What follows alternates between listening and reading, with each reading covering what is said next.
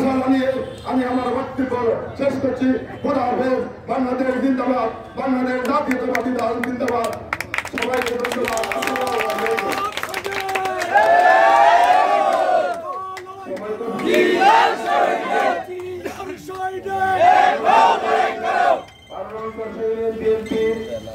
বর্তমান সভাপতি, দীর্ঘদিনের পরীক্ষিত নেতা, আজকের নির্বাচনে যিনি সভাপতি পদপ্রার্থী, যার মার্কা জনাব ফজলুল আলম। জনাব ফজলুল আলম ইউনিয়ন শাখা কাউন্সিল অধিবেশন তথা প্রতিনিধি নির্বাচনের সংগ্রামী প্রধান অতিথি, মাননীয় জাতীয় সংসদ সদস্য, লক্ষ্মীপুরের লক্ষ্মী সন্তান, কেন্দ্রীয় বিএনপির যুগ্ম মহাসচিব, আমাদের প্রান্তীয় নেতা জনাব শহীদুদ্দিন চৌধুরী এডি এমপি সাহেব এবং আজকের এই কাউন্সিল অধিবেশনের বিশেষ অতিথিবৃন্দ, জেলা নেতৃবৃন্দ, থানা নেতৃবৃন্দ, নেতৃবৃন্দ এবং কর্মী ভাইরা এবং আজকের এখানে সাংবাদিক ভাইরা, পুলিশ ভাইরা এবং বিভিন্ন স্তরের বিভিন্ন জায়গা থেকে, বিভিন্ন এলাকা থেকে আগত দর্শক ভাইরা, আসসালামু আলাইকুম। প্রিয় ভাইরা, দীর্ঘদিন থেকে আমি ইউনিয়ন বিএনপি সভাপতির দায়িত্ব পালন করে আছি। আজকে আমার রাজনীতির বয়স 45 বছর। আমি 1980 সাল থেকে বিএনপি রাজনীতি করি। আজকে 45 বছর পর পরীক্ষা দিতে আসছি। আর ইউনিয়নের 35 বছর আমি বিএনপি রাজনীতি করি।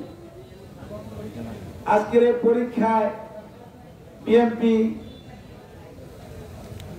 আমি এতদিন কি দায়িত্ব পালন করেছি, কতটুকু পালন করতে পেরেছি, সেই পরীক্ষায় আজকে আমি অবতীর্ণ।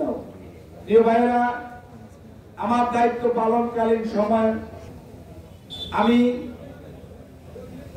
দীর্ঘ সময় পর্যন্ত বিরোধী দলের রাজনীতির সভাপতি হিসেবে ছিলাম। আমাকে অনেক হুমকি ধুমকি দেওয়া হয়েছিল, অনেক রকম অনেক নির্যাতন সইতে হয়েছিল, জেল খেটতে হয়েছিল, অনেক মামলা মোকদ্দমা দিয়েছিল। অনেকভাবে আমি নির্যাতনের মাধ্যমে হলো এই বিএনপির হাল ছেড়ে দিইনি। আমি আপনাদেরকে ছেড়ে চলে যাইনি।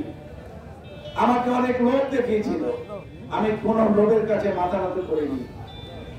আমি আপনাদের প্রিয় সংগঠন, আমার প্রিয় সংগঠনকে সুসংগঠিত করার জন্য আপনার চেষ্টা করে গিয়েছি। যদিও মাঝে মাঝে দু একজন জ্ঞান পাপীর কারণে এই সংগঠনে বিশৃঙ্খলা দেখা দিয়েছিল, তারপরে আমি চেষ্টা করেছি এই সংগঠনকে সুসংগঠিত করে রাখার জন্য। আমি আজকে সভাপতি প্রার্থী হতাম না।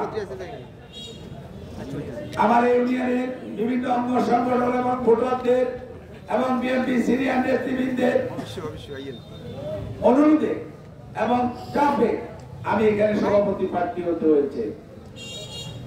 আজকে আপনারা, আমি যদি অতীতে কোনো ভুল ত্রুটি করে থাকি আপনাদের মাঝে, আমার জানা মতে আমি কোনো ভুল ত্রুটি করি নাই।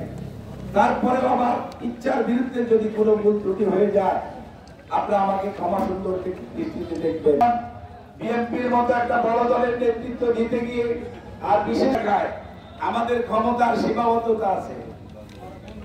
নেতৃবৃন্দ, কর্মী, সমর্থক ভাইয়েরা, বিশেষ করে গত 5 তারিখ থেকে 5 আগস্ট 2024 থেকে এই ইউনিয়নকে শান্তিপূর্ণ রাখার জন্য, ইউনিয়নকে সুশৃঙ্খল রাখার জন্য আমি অনেক কঠোর ভূমিকা পালন করেছি। অনেক কঠোর ভূমিকার কারণে অনেকে আমার বিরুদ্ধে, অনেকে সুবিধা নিতে পারেনি। আমাদের এই ইউনিয়নে একটা ক্লিন ইমেজ সৃষ্টি হয়েছে, আমার বিরুদ্ধে ষড়যন্ত্র করছে।